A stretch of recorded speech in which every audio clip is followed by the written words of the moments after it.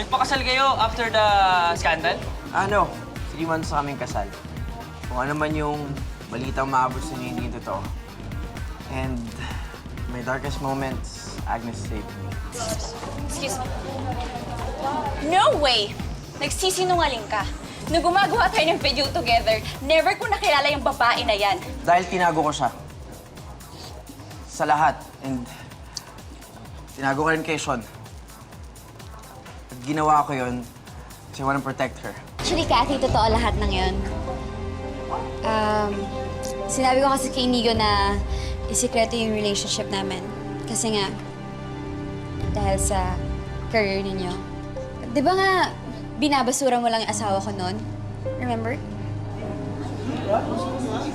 Meron ka pang pa-blackmail sa kanya dahil akala mo walang-wala na siya. So, totoo yung sinasabi ni Inigo.